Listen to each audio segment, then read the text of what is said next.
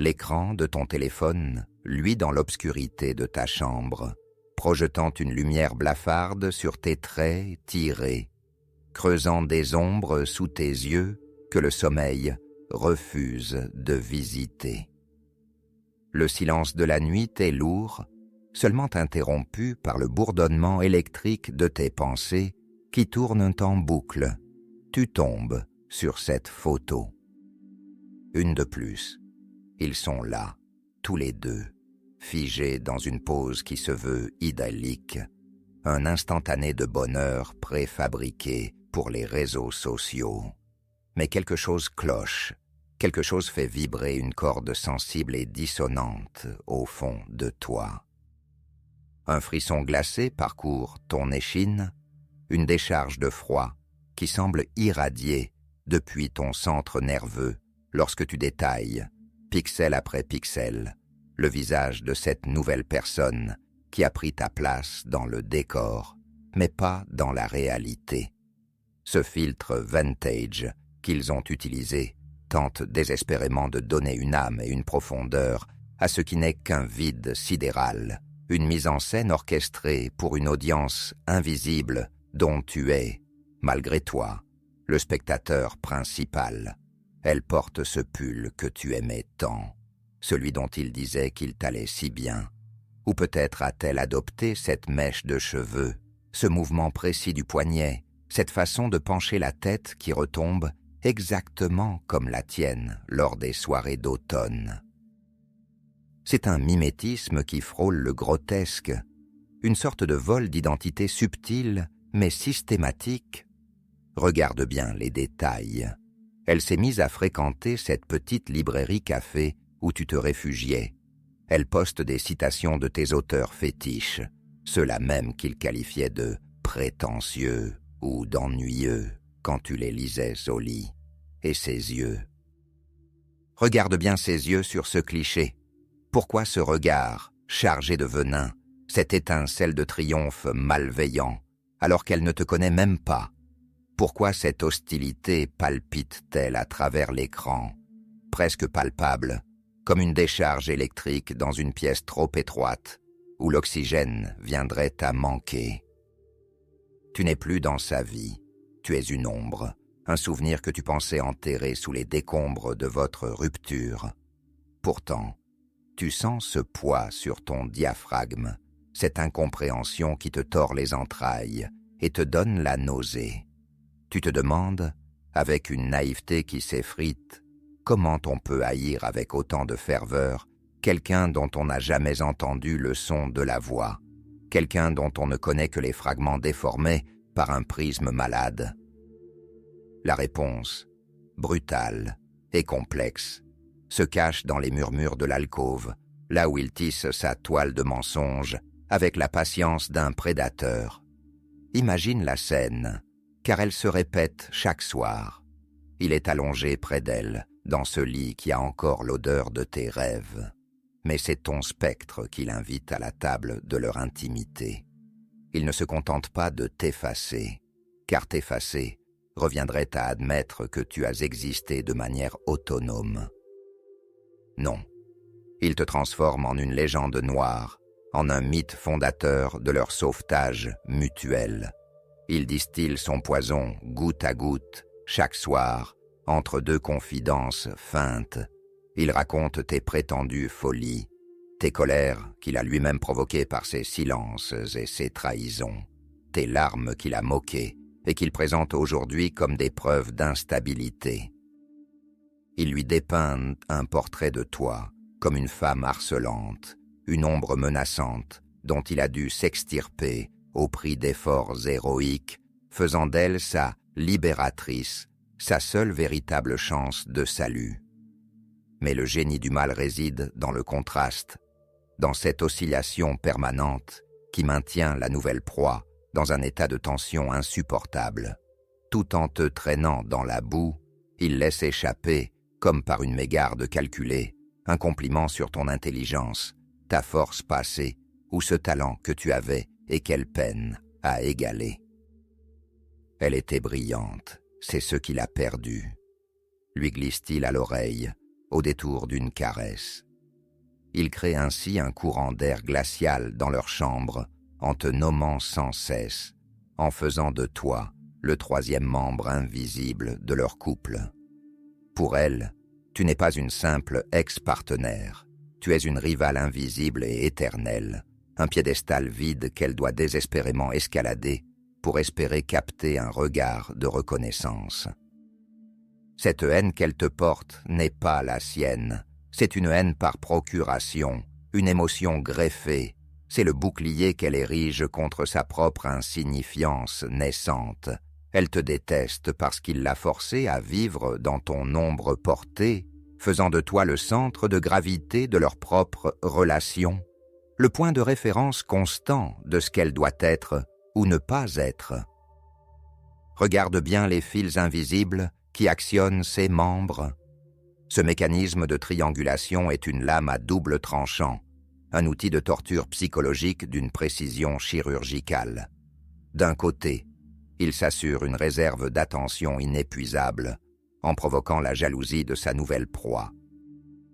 En lui parlant de toi, il la maintient dans un état d'alerte permanent, une insécurité chronique qui la pousse à en faire toujours plus, à cuisiner tes plats, à porter tes couleurs, à imiter ton rire, pour le satisfaire et effacer ta trace. De l'autre, il te garde sous contrôle, même à distance, même dans le silence. Il observe tes réactions sur les réseaux.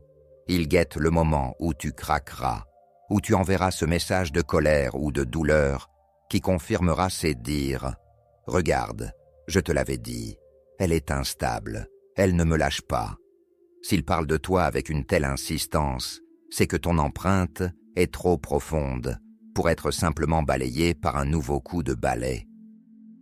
Tu étais une source de haute qualité, une personne avec une substance réelle, une intégrité et une empathie qu'il ne pourra jamais totalement simuler. Et cette absence de contrôle sur ton essence le hante. La nouvelle proie le sent, au plus profond de ses cellules, même si elle se voile la face derrière des sourires forcés sur Instagram. Elle voit bien que malgré ses efforts désespérés, malgré ses imitations pathétiques de ton style vestimentaire, de tes expressions favorites ou de tes passions, elle n'est qu'une doublure de seconde zone dans un film dont tu étais l'héroïne originale. Son hostilité est le cri d'une personne qui réalise, avec une terreur sourde, qu'elle a acheté une contrefaçon bon marché, alors que l'original hante encore chaque recoin des pensées de l'homme qu'elle croit aimer. Elle te regarde sur tes anciennes photos avec une loupe virtuelle, cherchant la faille, le secret de ton essence que le narcissique réclame sans cesse, sans jamais pouvoir l'étreindre. Elle finit par adopter tes tics de langage, tes goûts musicaux, tes silences, espérant capturer cette étincelle de vie qu'il regrette amèrement chez toi, maintenant qu'il ne peut plus s'en nourrir. C'est une forme de parasitisme psychologique où elle tente de digérer ton identité pour devenir toi, mais en mieux. Ou, plutôt toi, mais docile. Parfois, le malaise devient proprement grotesque, frôlant le délire paranoïaque. Tu apprends par des tiers, ou par des notifications discrètes, qu'elle fouille tes réseaux sociaux jusqu'à l'aube, qu'elle interroge tes connaissances communes sous couvert de curiosité bienveillante, qu'elle se poste étrangement aux endroits que tu avais l'habitude de fréquenter, comme pour marquer son territoire sur tes anciens souvenirs. Ce n'est pas de la curiosité saine, c'est une obsession par procuration, une tentative de téléchargement de ta personnalité.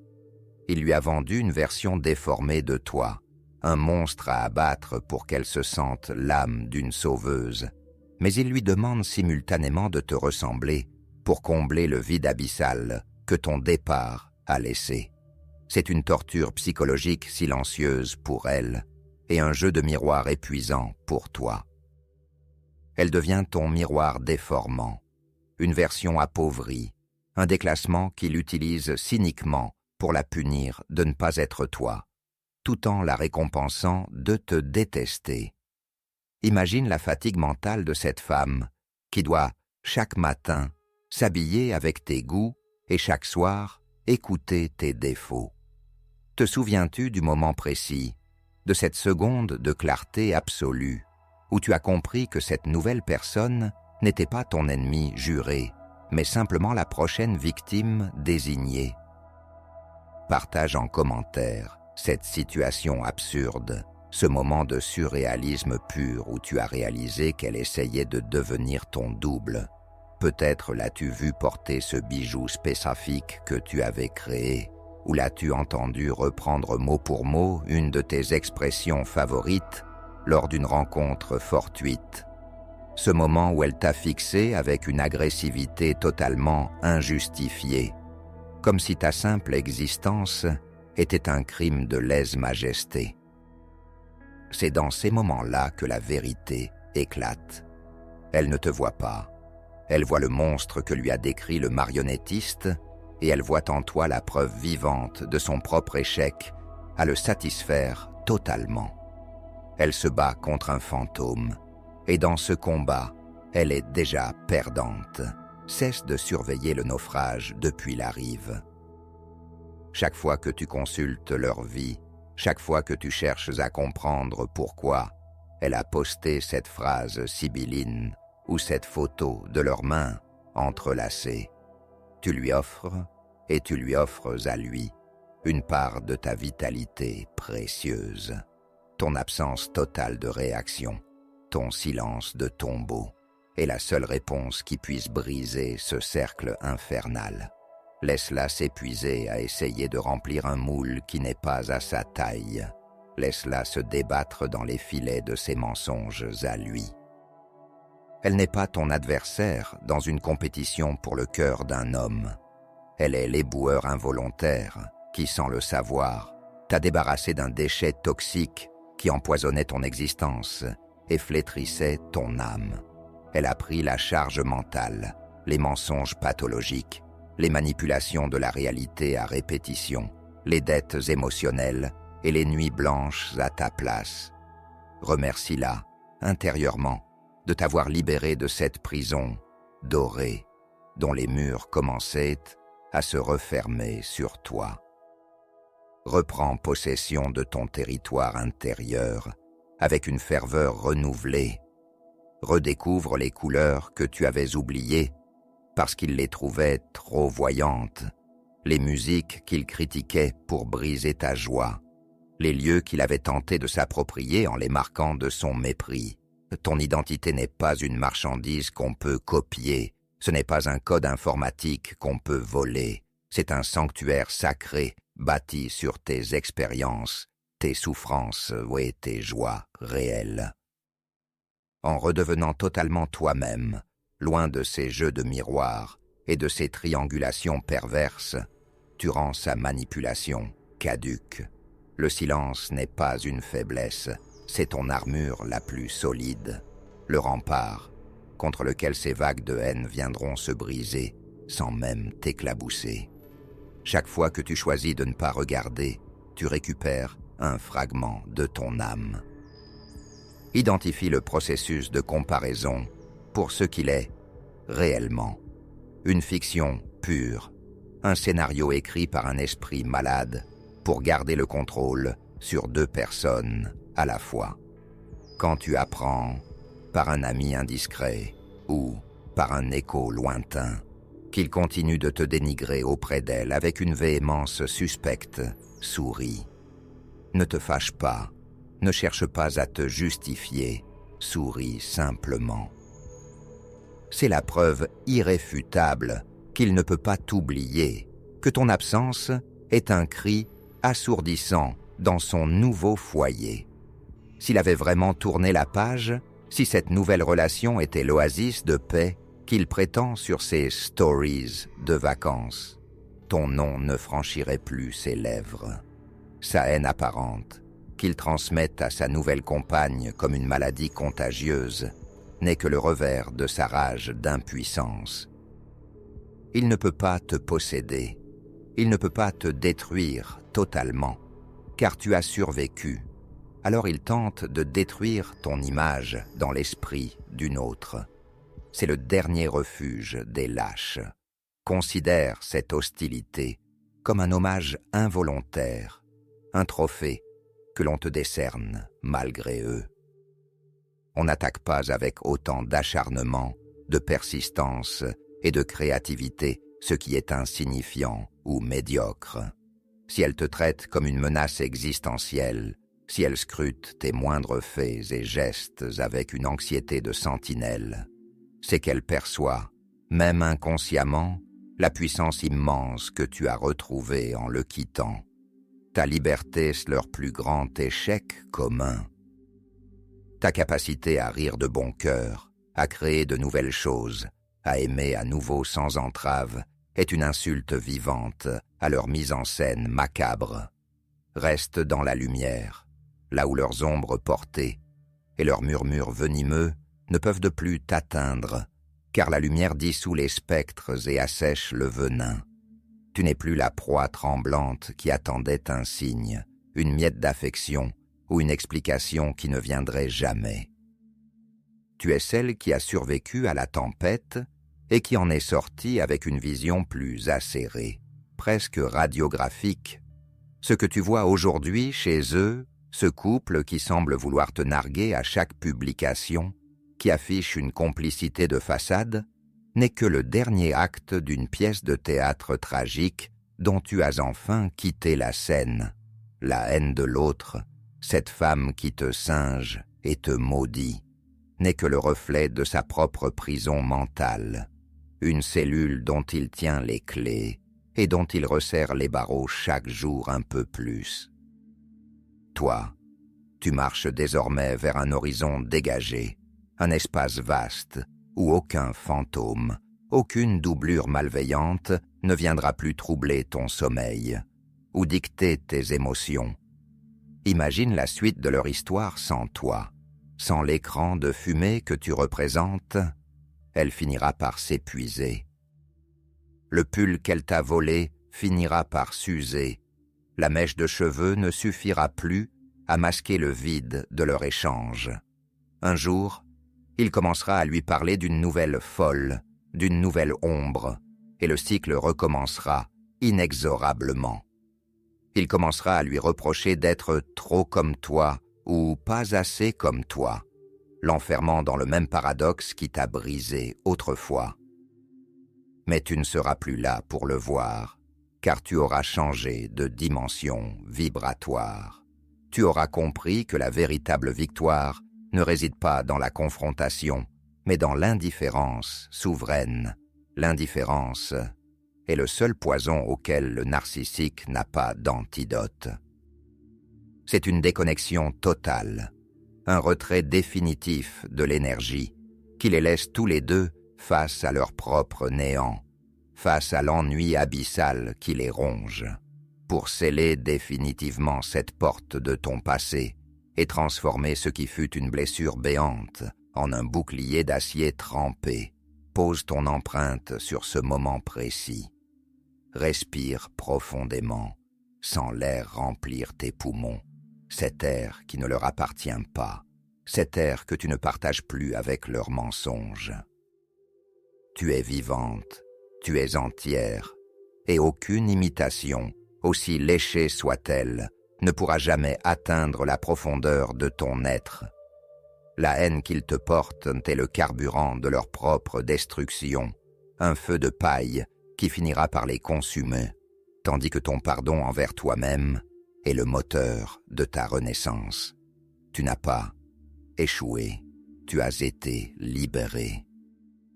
Regarde une dernière fois cette photo, non pas avec douleur, mais avec une curiosité presque clinique, comme un biologiste observerait une bactérie sous un microscope. Voici les fissures sous le vernis, voici la fatigue dans son sourire à elle, voici le vide prédateur dans le regard de lui. Puis, éteins cet écran. Pose ton téléphone loin de toi. Plonge ta chambre dans une obscurité saine. une obscurité qui appelle le repos, la régénération, et non la paranoïa. Tu n'as plus besoin de prouver ta valeur, car elle est intrinsèque, inaliénable, gravée dans ton ADN. Que ta force soit ton guide et ton intuition, ton allié la plus fidèle dans les jours à venir. Tu es désormais hors de portée de leur jeu d'ombre, une étoile qui a repris sa place dans le firmament, bien au-dessus de la boue où ils tentent désespérément de t'attirer pour se sentir exister. Chaque pas que tu fais, loin d'eux, est une conquête de territoire. Chaque pensée que tu consacres à ton propre bonheur, à ton prochain projet, à ton prochain rire, est un acte de résistance héroïque. Ne leur donne plus rien, pas même un soupir de regret, pas même une seconde de réflexion supplémentaire. La vie t'attend, vibrante, complexe et authentique, loin des mises en scène et des simulacres numériques. Tu es l'original, l'unique, et ton voyage ne fait que commencer, débarrassé des poids morts et des miroirs déformants. La route est libre, elle est immense, et elle t'appartient, enfin. Pense à toutes ces fois où tu as cru mourir de chagrin sous ces critiques acerbes, et réalise aujourd'hui que c'était ton ego qu'il tentait d'assassiner pour mieux te contrôler, mais que ton âme est restée intacte, protégée par une force que tu ne soupçonnais même pas. Cette nouvelle personne, qui te regarde avec mépris depuis son piédestal d'argile, ne fait que contempler le reflet de sa propre insécurité galopante. Elle est dans la phase de lune de miel toxique, là où elle croit encore qu'elle est spéciale, qu'elle a réussi là où tu as échoué, parce qu'elle serait meilleure. Elle ne sait pas encore que le narcissique n'aime personne, qu'il n'utilise les êtres que comme des accessoires de scène interchangeables. Son hostilité envers toi est son seul moyen de se rassurer sur sa propre place précaire. Elle a besoin que tu sois la méchante pour qu'elle puisse jouer la préférée dans cette pièce de théâtre grotesque. C'est un jeu d'enfant cruel dont tu as enfin grandi. Détache-toi de la nécessité d'être comprise par ceux qui ont choisi, par confort ou par aveuglement, de croire aux mensonges. Si tes anciens amis ou sa famille te voient à travers le prisme déformant qu'il a créé avec tant de soin, laisse-les à leur illusion. Leur jugement n'est que le reflet de leur propre crédulité ou de leur incapacité à affronter la noirceur de celui qu'ils côtoient. La vérité n'a pas besoin de cris, de justifications ou de longs plaidoyers pour exister. Elle attend simplement que la poussière des émotions retombe, et elle retombera, toujours. Le temps est le meilleur allié de la vérité et le pire ennemi du manipulateur, car le mensonge demande une énergie constante pour être maintenu, alors que la vérité finit par émerger d'elle-même. Dans quelques mois, dans quelques années, le masque tombera à nouveau, et cette femme qui te hait aujourd'hui se retrouvera exactement là où tu étais, brisée, confuse, cherchant désespérément des réponses dans le regard d'une autre ex qu'il sera déjà en train de diaboliser pour séduire sa prochaine proie. Mais à ce moment-là, tu seras déjà si loin, si haut, que son souvenir ne sera plus qu'une note de bas de page insignifiante dans le grand livre de ta vie. Tu auras construit des relations saines, basées sur la réciprocité, le respect et la clarté. Tu auras appris à identifier les drapeaux rouges dès les premiers souffles de la manipulation, non pas avec peur, mais avec une sagesse tranquille. Cette expérience, aussi douloureuse et injuste soit-elle, est devenue ton super pouvoir. Tu vois désormais à travers les murs de l'ego, tu entends les non-dits derrière les flatteries, tu ressens les vibrations de la fausseté avant même qu'elle ne s'exprime. C'est le cadeau empoisonné qu'il t'a laissé malgré lui, et tu as su en extraire le remède universel. Alors, quand tu te surprendras à nouveau, dans un moment de faiblesse ou de solitude, à vouloir vérifier leur vie, à vouloir savoir si elle est vraiment plus heureuse que moi, rappelle-toi que le bonheur d'un narcissique est une façade de carton-pâte, un décor de cinéma qui s'effondre dès que les projecteurs s'éteignent. Derrière, il n'y a que le vent froid de la solitude et la peur panique d'être découvert. On ne construit pas une cathédrale de vie sur des sables mouvants de mensonges, de trahison et de haine. Leur relation est une forteresse de solitude à deux, où chacun surveille l'autre, où la haine de l'ex, toi, est le seul ciment qui les unit encore. C'est une fondation bien fragile pour construire un avenir. Relève la tête, ici et maintenant. Sens la dignité, cette vieille amie que tu pensais avoir perdue, revenir habiter ton corps, de tes pieds solidement ancrés au sol jusqu'au sommet de ton crâne. Tu es une survivante, certes, mais tu es surtout une créatrice souveraine de ta propre réalité. Ne laisse personne, et surtout pas une copie conforme de tes pires moments, définir qui tu es ou ce que tu vaux. Ton histoire ne s'arrête pas à cette rupture médiocre. Elle commence véritablement ici, dans ce refus catégorique et définitif de participer à leur cirque. Le rideau est tombé. Les lumières se sont éteintes sur leur duo pathétique. Toi, tu es déjà sorti du théâtre, et l'air frais de la nuit, chargé de promesses et de liberté, n'a jamais été aussi pur et revigorant. Ferme les yeux et visualise ce lien invisible qui te relie encore à eux, ce fil de soie noire qui transmet encore parfois l'amertume, la culpabilité et la colère. Prends des ciseaux imaginaires, forgés dans le feu de ta volonté et trempés dans ton amour-propre retrouvé, et coupe-le d'un geste net et sans appel. Sens la légèreté immédiate, presque physique, qui en découle. Tu ne leur dois rien, absolument rien, pas même ta colère, car la colère est encore une forme d'attachement, une nourriture qu'ils consomment avidement. L'indifférence est ta véritable liberté. Que chaque cellule de ton corps célèbre ce divorce définitif d'avec la manipulation et le mensonge. Tu es la seule reine en ton royaume.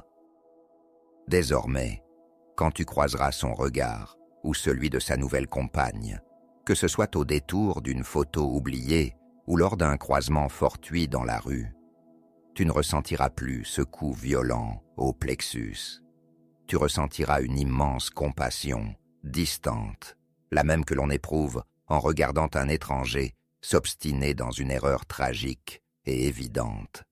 Tu sauras, avec une certitude tranquille, qu'ils sont encore enfermés dans le labyrinthe des faux semblants, alors que tu as trouvé la sortie et que tu marches en plein soleil. Ta paix intérieure est le seul langage qu'ils ne peuvent pas traduire, la seule forteresse qu'ils ne peuvent pas assiéger. Reste dans cette paix. Elle est ton droit de naissance. Elle est ta victoire finale, le sceau de ta guérison complète. La haine qu'elle te porte s'éteindra d'elle-même, faute de combustible, quand elle réalisera qu'elle n'alimente plus rien chez toi, qu'elle ne provoque plus aucun écho. On ne peut pas brûler une forêt qui est devenue un océan. Sois cet océan, profonde, calme, puissante et infiniment vaste. Les tempêtes qui s'agitent à la surface ne sont que des rides passagères qui ne troublent jamais tes profondeurs. Ton essence est devenue intouchable. Tu as réussi l'impossible, transformer le plomb de leur méchanceté en l'or pur de ta sagesse. C'est cela, la véritable alchimie de l'âme. Marche maintenant avec confiance vers ton destin, car il est magnifique, et il n'attendait que ton réveil pour s'accomplir pleinement, sans l'ombre d'un doute, sans l'ombre d'un passé qui ne te définit plus et qui n'a plus aucun pouvoir sur toi. Tu es libre.